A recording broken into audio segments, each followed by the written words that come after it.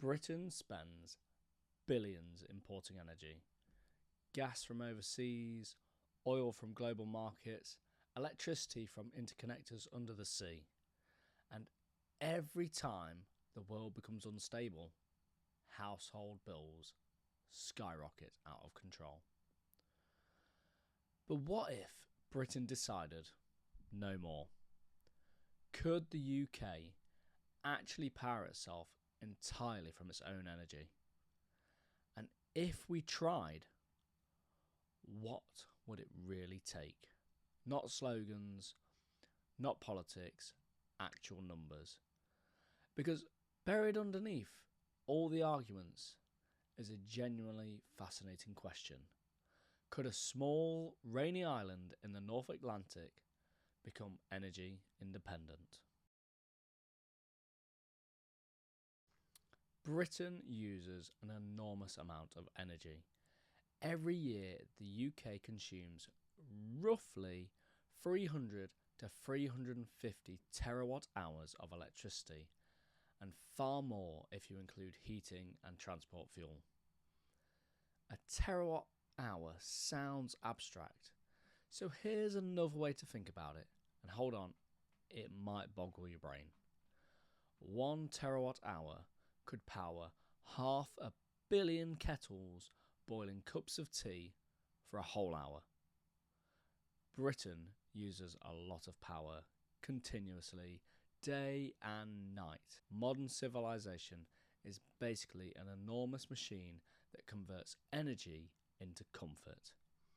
And unlike medieval societies, it never sleeps. Britain's greatest natural energy advantage is wind, especially offshore wind. The UK sits in one of the best locations in Europe for it, and offshore turbines are now gigantic. Modern turbines can be over 250 metres tall, with blades longer than football pitches. A single turbine can power thousands of homes under ideal conditions. On windy days, renewables provide the majority of Britain's electricity. But energy systems aren't built for average days. They're built for the hardest days. And Britain's hardest day looks something like this.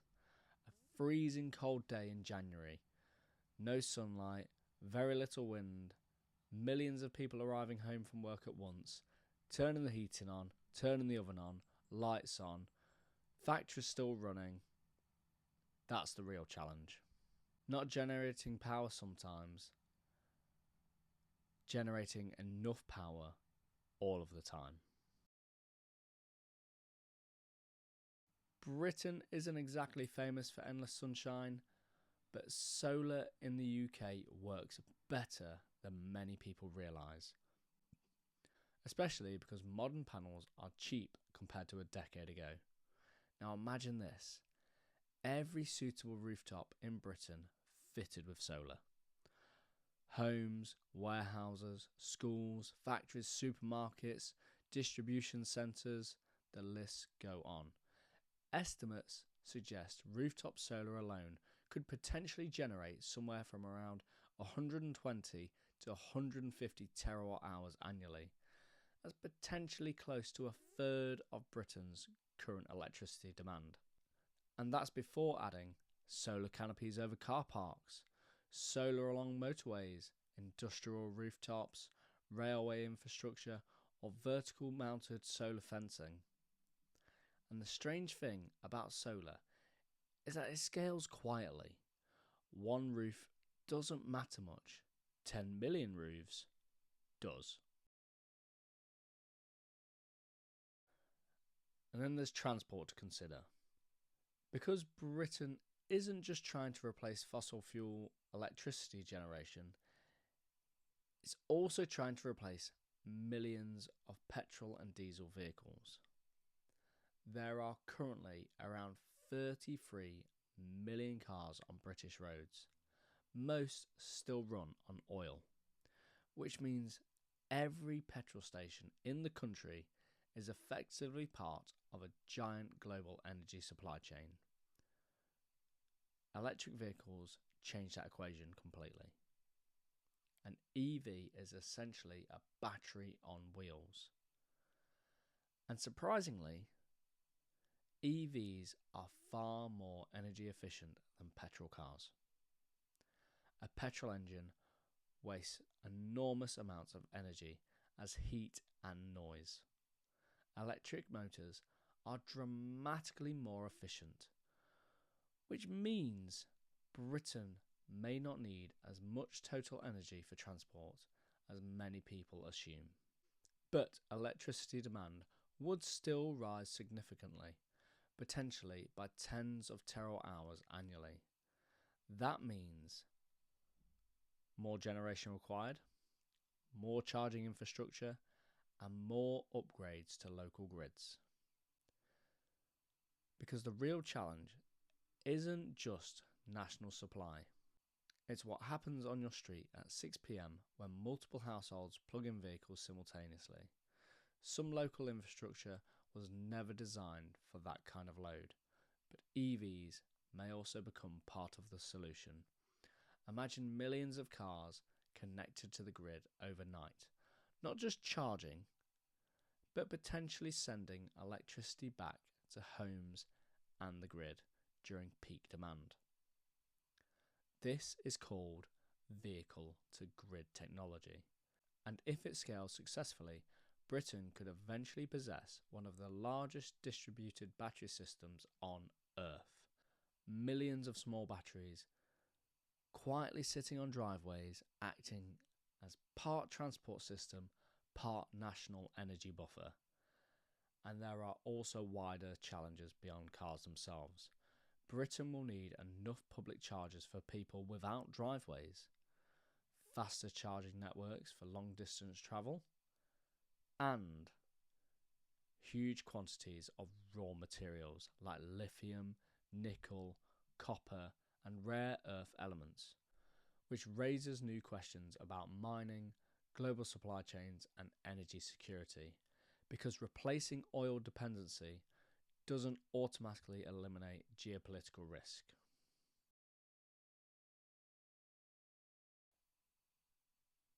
Then we reach the hardest part of the equation: storage.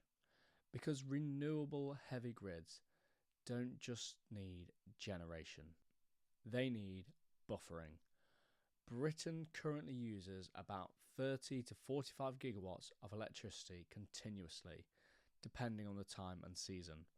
During winter peaks, demand can climb much higher. Now imagine trying to store enough electricity to power the entire country for several days during low wind conditions and low sun conditions. The battery requirements become almost absurd. Not millions of pounds, potentially trillions using today's technology. To store even a single day of Britain's electricity demand using today's battery systems would require infrastructure on a scale humanity has barely ever attempted. This is why the future grid probably won't rely on one single solution. Instead, batteries may have to handle short-term balancing. Electric vehicles may act as a distributed storage system. Hydrogen may store surplus energy as well, and interconnectors may be needed to balance regions. And backup generation from gas may still exist for emergencies. The future grid may behave less like a single giant power station and more like an intelligent ecosystem. We need to talk about nuclear power because it's going to refuse to disappear from this conversation. Nuclear power solves one enormous problem renewables struggle with: consistency. A modern nuclear power plant can generate several gigawatts of continuous energy for decades, rain or shine, wind or calm. Tiny amounts of fuel, huge amounts of energy. But nuclear has its own problems. It's extremely high upfront costs, it's massive construction timelines, political opposition, and public fear. Modern plants can cost tens of billions of pounds. But supporters argue something very important. Energy independence is not just about cost. It's about resilience. Because countries that control their energy systems control far more than electricity. And this is where things become politically difficult.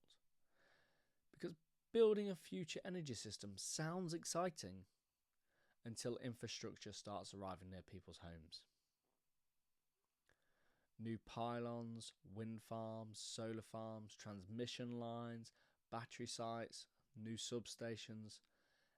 Everybody wants cheap, reliable electricity, but almost nobody wants major infrastructure built nearby their homes. And then there's the cost to consider. Building a truly resilient low-carbon grid would likely require hundreds of billions of pounds over decades.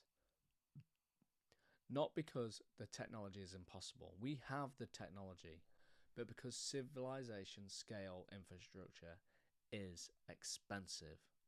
The transition also creates strange contradictions. Britain may reduce its oil dependency while increasing its dependency on imported minerals, batteries, semiconductors, and industrial supply chains. Which means energy independence in the 21st century may not mean isolation. It may mean diversification. So I tried imagining what an energy independent Britain might actually look like. Not perfectly, not politically, just physically. And the answer looks something like this. We'd want massive offshore wind capacity, a significant nuclear baseload generation, solar on nearly every viable large rooftop, home batteries, EV to grid buffering, smart electricity pricing, upgrading the nation's insulation in all of our homes, and much more of an intelligent grid. Not one miracle technology, an ecosystem that works well together.